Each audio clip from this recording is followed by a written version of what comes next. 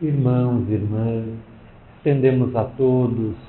nosso abraço fraterno, pedindo a Jesus que nos mantenha sob as vibrações da sua paz. A morte sempre inquietou o ser humano, desde a origem dos tempos até a atualidade. E as religiões e as mais diversas filosofias religiosas surgiram como propostas para solucionar os enigmas, os mistérios que envolvem a questão da morte. A doutrina espírita, surgida na segunda metade do século XIX,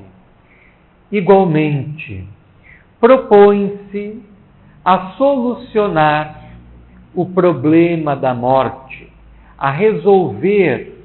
o problema da morte. Se alguma fatalidade existe na vida, sem dúvida nenhuma, é a da morte, porque todos aqueles que nascem em nosso plano existencial, um dia, mais cedo ou mais tarde, hão de vir a morrer.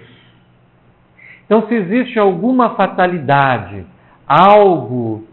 ao que o ser humano não tem como fugir, como escapar, este algo, sem dúvida nenhuma, é a morte. E embora a morte seja um fato, seja a única certeza da nossa existência, poucas ainda são as pessoas que têm se dedicado a refletir sobre ela. Poucas são as pessoas que têm reservado um tempo para se ocupar com a questão da morte. A maioria reserva as cogitações, as reflexões, o pensar sobre a morte quando ela se avizinha, quando ela chega. Mas aqueles que assim o fazem, quase sempre são surpreendidos de forma desagradável por estarem despreparados para o momento sempre angustiante, sempre difícil, que é o momento da morte. Então, assim como ninguém escapa da morte, Allan Kardec, o codificador da doutrina espírita, também não escapou. Da mesma forma que nós nascemos neste plano material e viremos a morrer, ele também nasceu, viveu e morreu. Mas, como foi inscrito em sua lápide tumular, como a refletir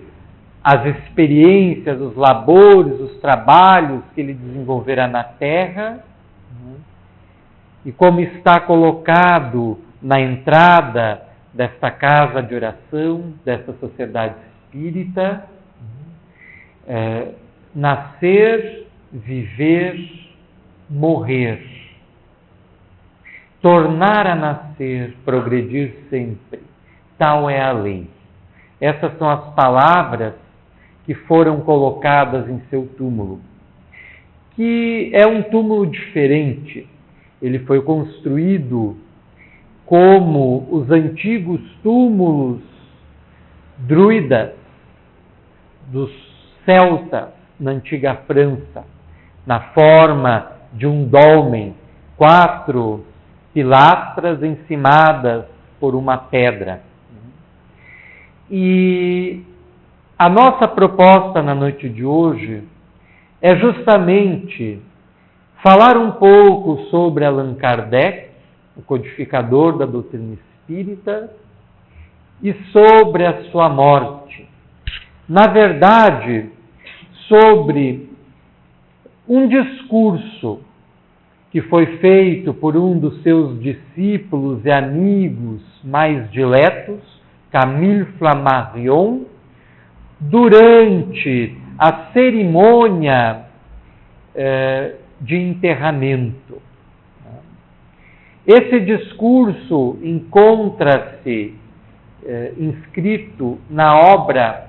Obras Póstumas, que reúne os trabalhos que Allan Kardec não teve oportunidade de concluir ainda em vida, ainda encarnado, e que mais tarde a sua esposa, Amélie Gabrielle Boudet, juntamente com um dos seus colaboradores mais imediatos, P.G. Lemarie, organizaram, compilaram e um tempo depois vieram a publicar, sendo aberto por uma breve notícia biográfica sobre Allan Kardec e logo depois com o discurso que Camille Flammarion proferiu durante os momentos de despedida do mestre lyonês de Allan Kardec. Então, nossa proposta é fazer algumas reflexões em torno de alguns dos pontos apresentados por Camille Flammarion ao longo da sua fala. Então, Allan Kardec, da mesma forma como ocorre a qualquer ser humano, também experimentou a morte, mas não a experimentou com a dose de medo, de incompreensão, de ansiedade, de angústia exagerada, como a maioria das pessoas experimenta quando a morte chega para si ou para algum dos membros do seu círculo familiar ou do seu círculo de amigos. Porque Allan Kardec, em função dos contatos que manteve com os espíritos através dos médiuns mais diversos, teve a oportunidade de compreender, como ninguém talvez até hoje ainda o compreendeu,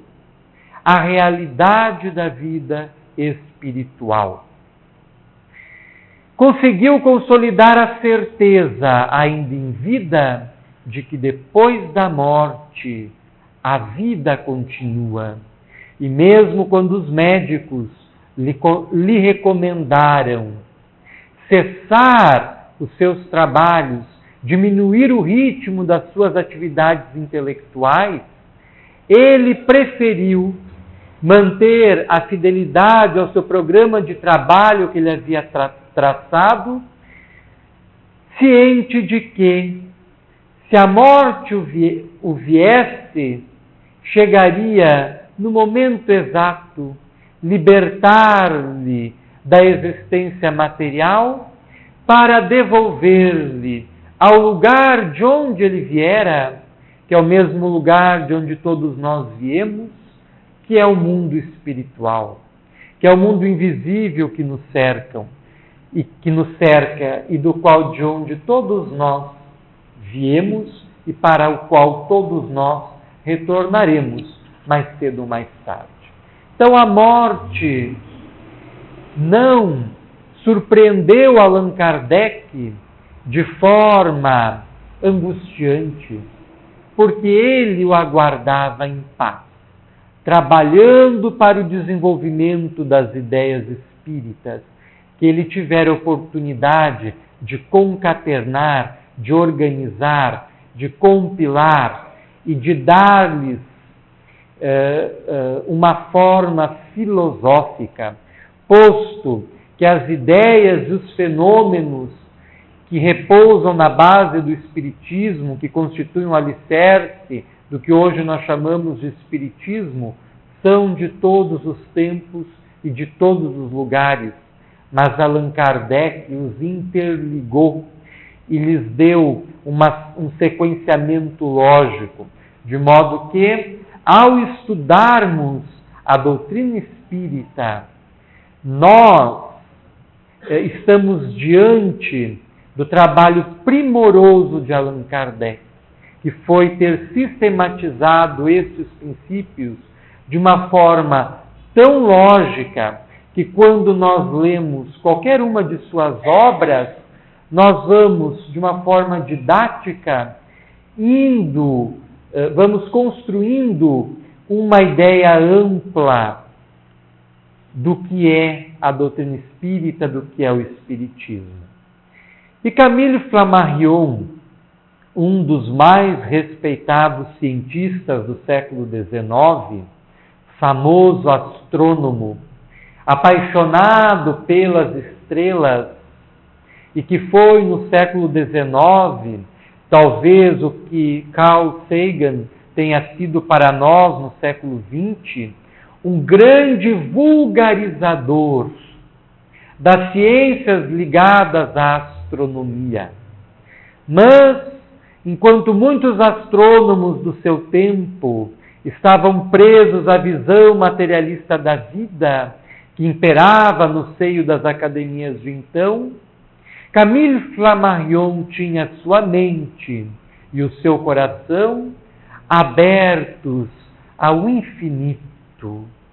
E para ele era certo que os muitos planetas existentes, a miríades, a milhares, pelo universo sem fim, seriam as casas, seriam as habitações de comunidades celestes, seriam outros planos habitados em diferentes níveis evolutivos e que evoluiriam todos eles na direção de Deus, conforme ocorre com a Terra, o planeta que nos serve de casa, nos serve de habitação, e a humanidade, da qual fazemos parte, que com ele gravita num baile, numa dança, em torno do Sol, ao longo de milhares de milênios, seguindo um trajeto definido por Deus, para a glória que nos espera logo mais, no aguardo dos nossos esforços para crescermos e para nos melhorarmos. Então, Camille Flammarion foi um vulgarizador do conhecimento astronômico na segunda metade do século XIX e também da ideia da existência de muitos mundos no universo e de muitos mundos habitados neste universo. No primeiro jornal desta cidade, Novo Hamburgo, 5 de abril, jornal que levava o nome da data que assinala a emancipação desta cidade, da cidade vizinha de São Leopoldo, no dia 5 de abril do ano de 1927, o jornal 5 de abril, que se encontra compilado e à disposição todos os seus exemplares na Biblioteca Municipal Machado de Assis, desta cidade, para consulta e pesquisa. Esse jornal, nas suas primeiras edições, apresentou durante alguns meses uma coluna que veiculava alguns dos escritos de Camille Flammarion sobre os muitos mundos habitados, sobre a pluralidade dos mundos, que vale a pena consultar, que vale a pena conhecer. Então, Camille Flammarion era um apaixonado pelas coisas ligadas ao céu, ligadas à astronomia. E, no seu discurso, que ele foi convidado a fazer em homenagem ao seu mestre querido, que estava abandonando o corpo físico, que estava dizendo adeus à terra para dizer olá ao infinito, à espiritualidade maior, sendo acolhido por inúmeros espíritos que vinham recepcionar do lado de lá o trabalhador infatigável, que sendo sábio, fez-se humilde para tentar diminuir as rivalidades e os desentendimentos que pairavam durante a fase de consolidação doutrinária do Espiritismo e que não cessaram até os dias que correm. Então, alguns dos pontos que gostaríamos de destacar do discurso de Camille Flammarion. O primeiro deles é o agradecimento que ele faz pelo convite, que para ele consistia uma honra, posto que ele admirava, que ele amava muito Allan Kardec, que na verdade, sempre é bom lembrar, não era o nome de Allan Kardec. Allan Kardec era um pseudônimo. O nome de batismo dele, o registro de nascimento de Kardec é Hippolyte Léon Denisard de Rivail, né? E ele teria adotado mais tarde o pseudônimo, esse nome fictício Allan Kardec, para distinguir as suas publicações anteriores das publicações que ele passou a fazer enquanto codificador da doutrina espírita. E que teria sido, segundo uma revelação espiritual, o nome que ele tivera numa existência anterior, lá no primeiro século da era cristã, na antiga Gália, que era povoada pelos celtas, cujos sacerdotes, chefes religiosos, eram os druidas, que eram os portadores das ideias religiosas daquele povo, que se centravam na imortalidade, na comunicação com os mortos e na reencarnação. E assim como os indivíduos reencarnam, as coletividades também reencarnam, e um grande número de celtas e de sacerdotes druidas do primeiro século antes de Cristo reencarnaram ao longo do século XIX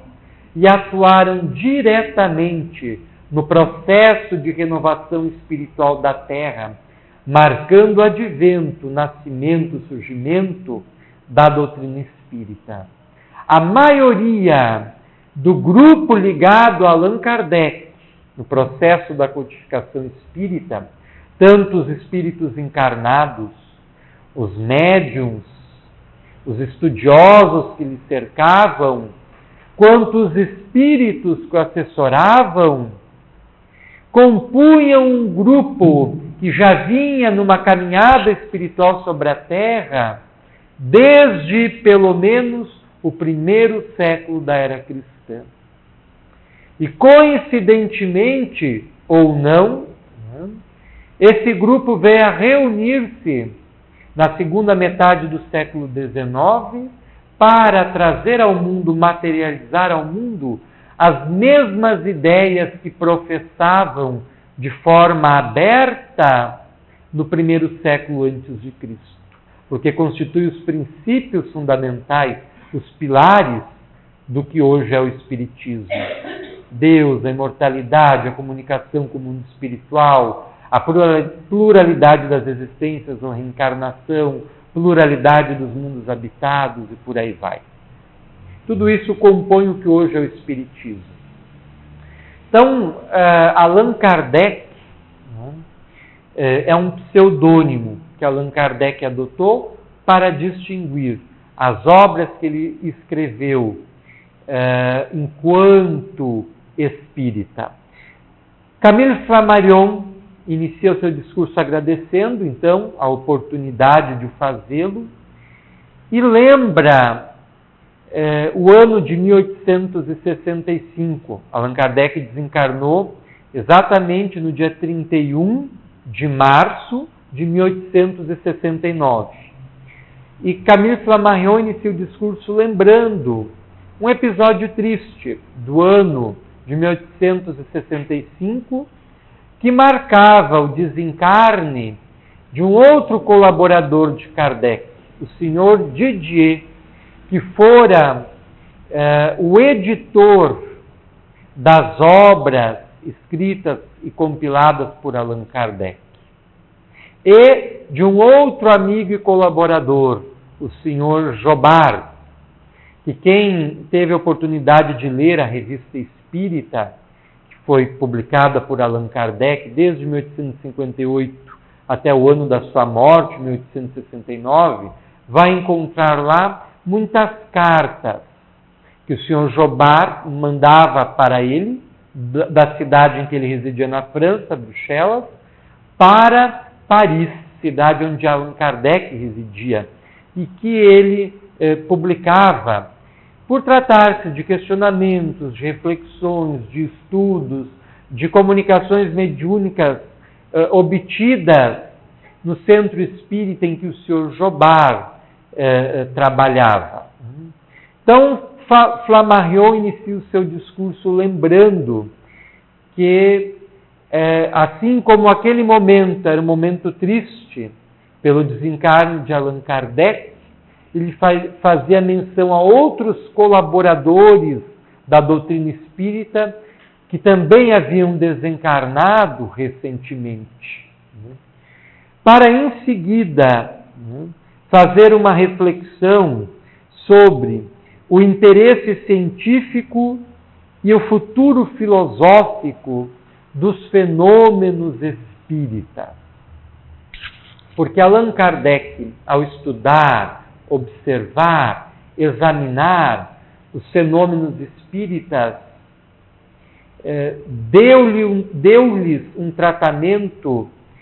mais filosófico, organizando-os numa doutrina ao mesmo tempo simples e complexa, que é a doutrina a qual nós estamos familiarizados pelas nossas leituras, pelos nossos estudos, pela nossa frequência às reuniões espíritas. E na época, que era uma época marcada pelo cientificismo, havia uma preocupação muito grande em se examinar dentro das academias, dentro dos laboratórios, o fenômeno mediúnico em si. Porque Allan Kardec lhe depreende as causas e as consequências, mas sem devassar-lhe o funcionamento íntimo, a forma como se produzem esses fenômenos. E Camille Flammarion, em seu discurso, faz menção à segunda fase do desenvolvimento do Espiritismo, que haveria de ser uma fase mais científica, conforme realmente ocorreu, em que cientistas do mundo inteiro, nas décadas de 70 e 80, principalmente, do século XIX, se ocuparam do estudo de médiuns e das suas respectivas mediunidades, levando-os para dentro dos seus laboratórios e medindo, pesando, aferindo, dissecando o fenômeno mediúnico até o ponto que era possível para a ciência de então. E quase todos os cientistas da época que se ocuparam do estudo desses fenômenos concluíram pela autenticidade dos fatos. William Crookes, para citar apenas um exemplo, respeitado físico inglês, cujas pesquisas encaminharam o descobrimento posterior dos estados radiantes da matéria, da radioatividade, entre outros. William Crookes, durante 3 anos, fez experiências minuciosas e rigorosas com uma médium de 16 anos, Florence Cook, que se hospedou na sua casa durante esses 3 anos e foi submetida pelo controle rigoroso e metódico das suas experiências, nas quais ocorriam os mais diferentes tipos de fenômenos, como a materialização de espíritos. Materializava-se na presença da médium um espírito que se identificava com o nome Kate King, que não tinha a mesma forma física da sua médium,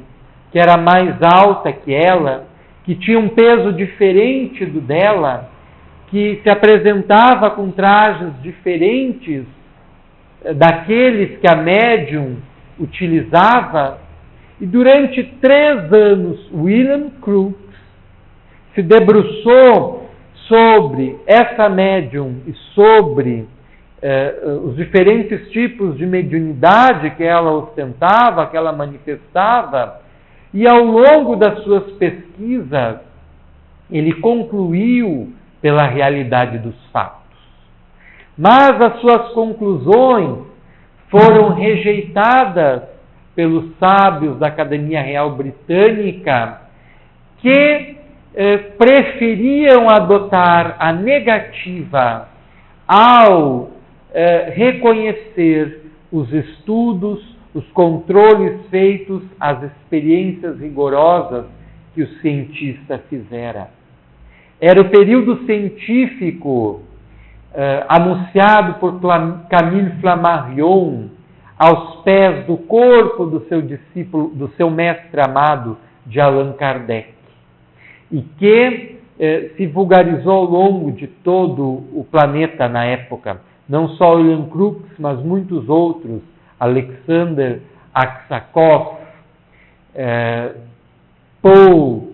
Gibier, Charles Richer e tantos outros que se ocuparam dos fenômenos mediúnicos e anímicos, como eram chamados fenômenos paranormais na época, tentando compreender a realidade tão complexa do ser humano, que não se restringe a esse amontoado de átomos e moléculas que é o corpo humano, mas que há algo muito maior, que é uma realidade muito mais ampla, a qual a nossa ciência da atualidade recém começa a explorar. Em seguida, Camille Flammarion fala dos amplos horizontes desconhecidos ao pensamento humano que os fenômenos espíritas e que a doutrina espírita codificada por Allan Kardec estava abrindo para a humanidade, constituindo o principal antídoto para o materialismo e para o ateísmo, para aqueles que afirmam que só existe a realidade material e ponto final, mais nada. Então, para ele, o Espiritismo é o principal remédio para curar o que para ele constituía a lepra do século XIX, a descrença na existência da alma e a descrença na existência de Deus. E, diante do corpo de Kardec, diante da multidão que se apinhava no famoso cemitério parisiense de Père-Lachaise, Camille Flammarion afirmou: gostaria de testemunhar publicamente aqui o eminente serviço que o autor de O Livro dos Espíritos prestou à filosofia, chamando a atenção e a discussão sobre fatos que, até então, pertenciam ao domínio mórbido e funesto das superstições religiosas. Como dissemos antes, os fenômenos espíritas, as crenças espíritas, são de todos os tempos e lugares. Constitui a base de todas as religiões que já existiram, que existem e que ainda hão de existir sobre a superfície terrestre.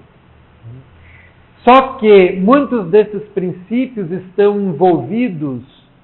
sob um halo supersticioso, para citar o exemplo da Igreja Católica, por exemplo. A Igreja Católica apoia-se quase que em sua totalidade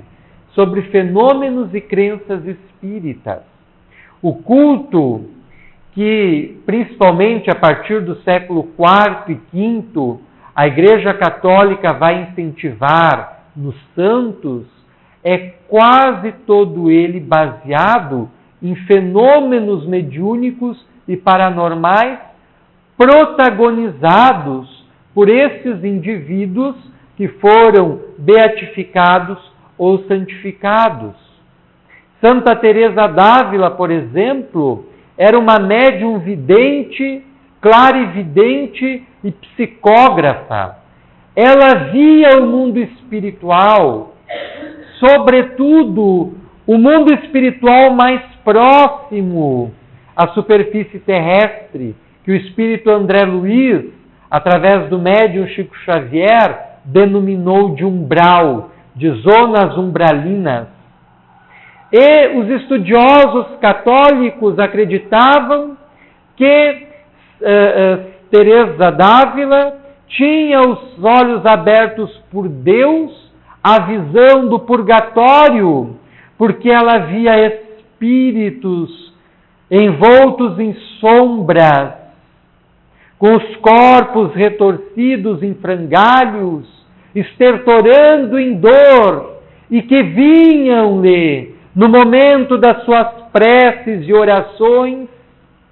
atraídos pelo seu magnetismo superior, pelas irradiações do seu amor, pelas vibrações da sua prece, pedir-lhe ajuda. Então ela enxergava esses espíritos. Padre Roy, agora que se avizinham os tempos pascuais, em que multidões da cidade de Novo Hamburgo e das cidades vizinhas se mobilizam para ir até o santuário, venerar os restos mortais deste pároco que está na fila da beatificação, da canonização,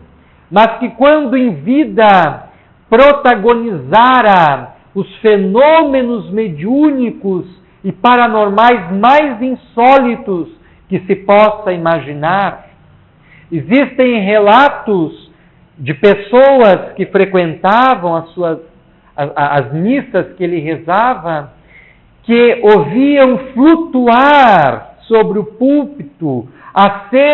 sobre o altar, aliás, a cerca de 1 metro de altura. Nos seus diários escritos em alemão, mas que a editora da Universidade do Vale do Rio dos Sinos, Unicinos, traduziu e publicou em nossa língua, o português, ele relata as visões que ele tinha da espiritualidade que nos cercam. Então a Igreja Católica, no rol dos seus santos, inclui quase que em sua totalidade pessoas que eram médiums, pessoas que eram paranormais. Então o Espiritismo, no conjunto das suas crenças e dos seus fenômenos, são de todos os tempos e de todos os lugares, porque isso repousa na realidade humana. Mas Kardec apresentou traços de genialidade ao organizar esses princípios num todo coeso, que hoje consiste no que nós chamamos de espiritismo, e que constitui uma das mais fortes linhas teóricas para interpretar de uma forma mais abrangente e total o que é o ser humano, a realidade humana como um todo. E a isso, então, Camille Flammarion faz menção, ao trabalho de Allan Kardec, a esse trabalho, sobretudo, filosófico. E apresenta a finalidade do seu discurso, que era honrar e lembrar dos principais feitos do mestre lyonês. Lyonês porque nasceu na cidade de Lyon, em 3 de outubro de 1804. E aí Flammarion destaca 2 fases na vida de Kardec ao longo do seu discurso. A primeira fase, onde ele, como discípulo de Pestalozzi, um dos maiores pedagogos, um dos maiores educadores do século XIX, então, enquanto discípulo de Pestalozzi, Allan Kardec desenvolveu vários trabalhos na linha educacional, voltado para professores, voltado para alunos de todas as idades, principalmente crianças e jovens, voltados para mães, que naquele tempo, como em todos os tempos, desempenham um papel muito importante na educação dos seus filhos. Ele escreveu um livro de aritmética, Allan Kardec escreveu um livro de aritmética voltado principalmente para as mães, reunindo técnicas que iriam assessorar, auxiliar as mães em reforçar, em complementar o desenvolvimento dessa disciplina, desse ramo da matemática, no seio dos seus lares. Então, todos os trabalhos de Allan Kardec, no campo da linguística, no campo da gramática, no campo da matemática, da geometria, como outros cursos de astronomia, fisiologia, anatomia, que ele compusera manuais e ministrava cursos gratuitos, como era a raridade na época, demonstrando o valor dessa individualidade, o poder da intelectualidade de Kardec. Então essa seria a primeira fase.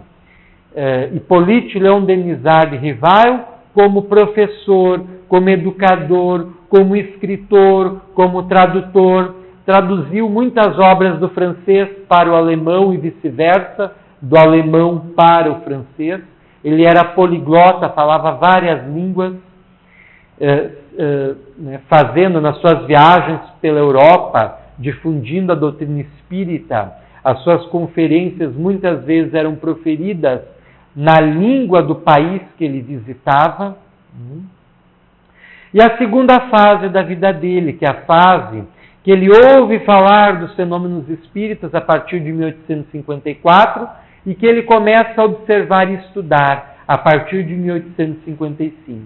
De 1855 até 1857, ele vai participar de várias sessões mediúnicas de caráter aberto e de caráter privado,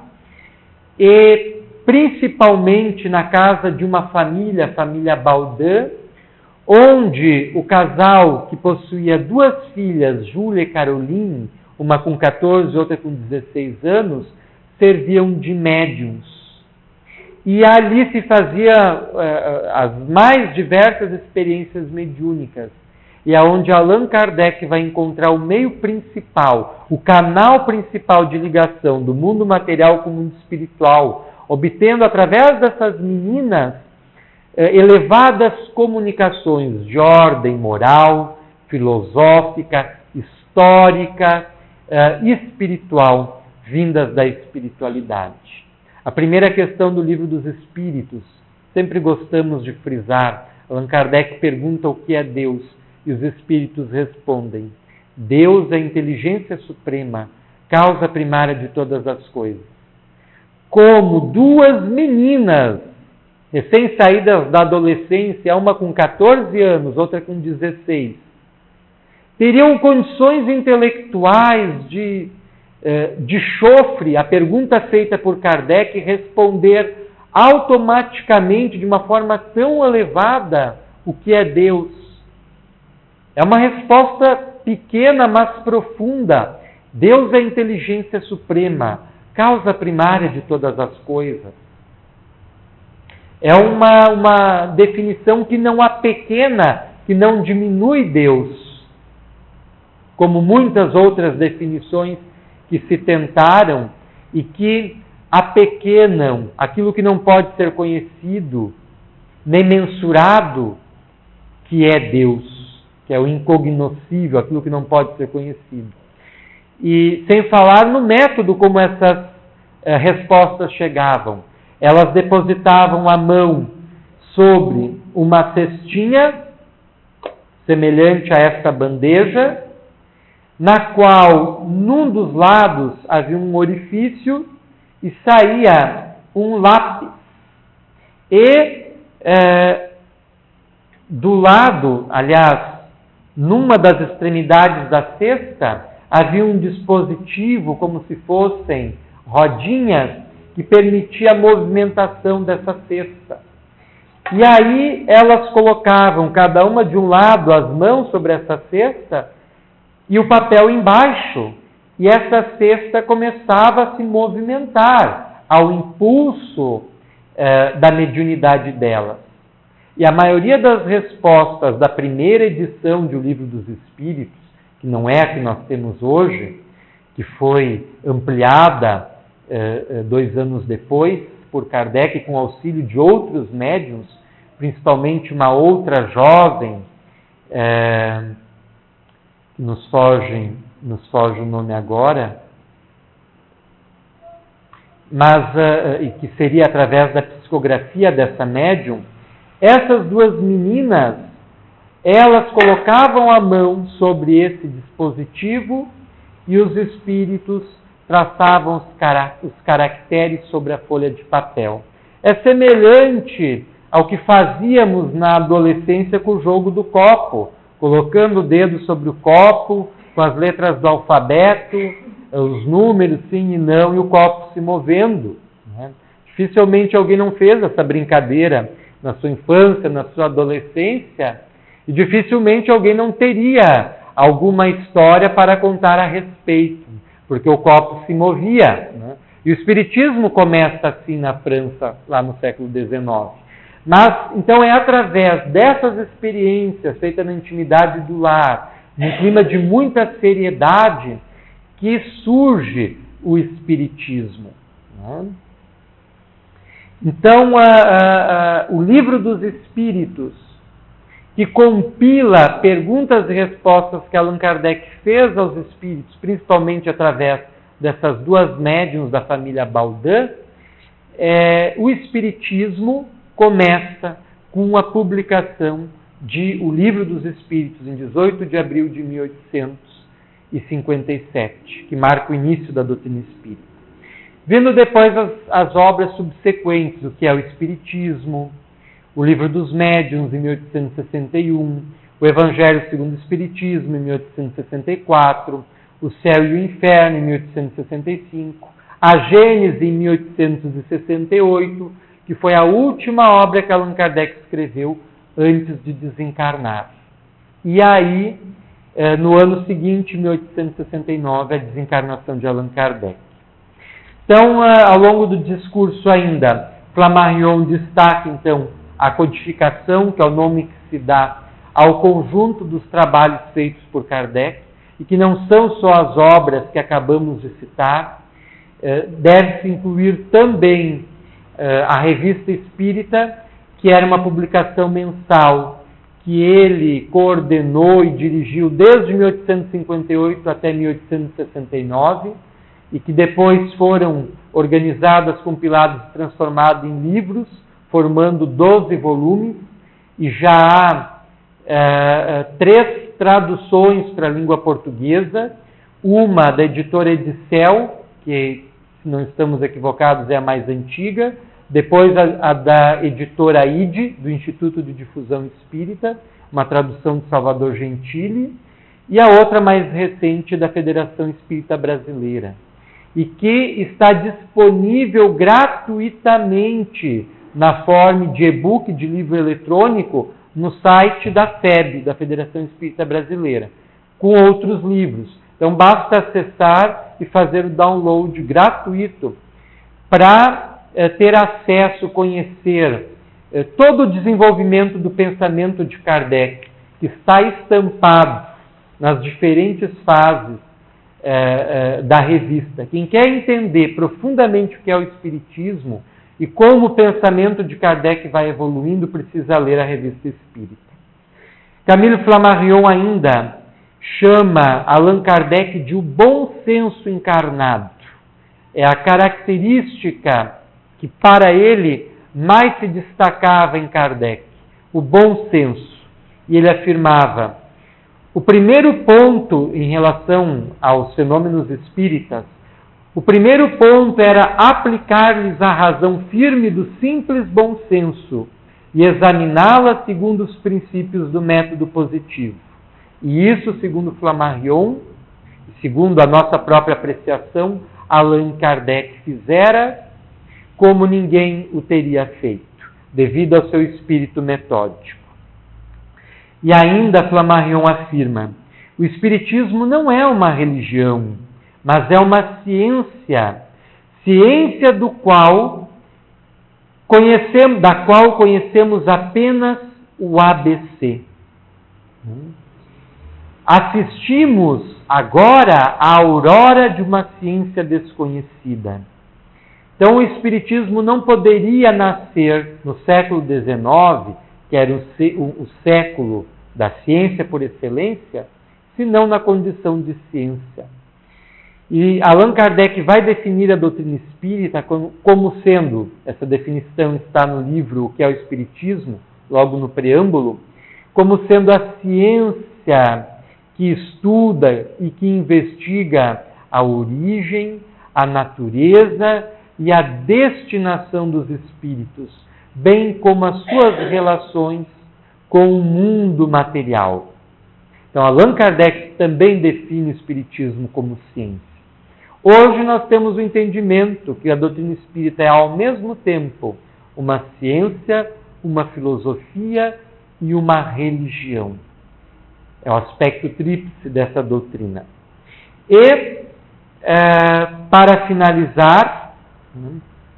Flammarion lembra a sua intimidade com Allan Kardec,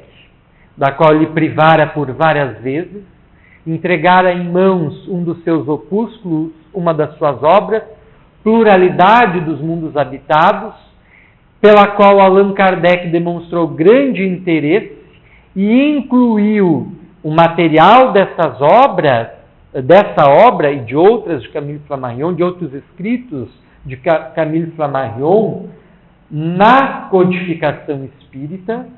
Por exemplo, na Gênesis, poucas pessoas sabem disso, mas o capítulo intitulado Uranografia Geral, que traz uma larga comunicação mediúnica do espírito Galilei, essa comunicação foi recebida mediunicamente por Camille Flammarion, que também era médium, sem falar outros escritos. A maioria dos trechos das obras básicas da codificação que versam sobre a pluralidade dos mundos habitados estão inspiradas nas reflexões, nos argumentos apresentados por Flammarion. E ambos, segundo lembrava Flammarion em seu discurso, ele e Kardec, conversaram muitas vezes, horas a fio, em conversas que se prolongavam noite adentro, sobre as humanidades que povoam o universo sem fim, sobre as comunidades celestes que habitam os espaços infinitos e cuja realidade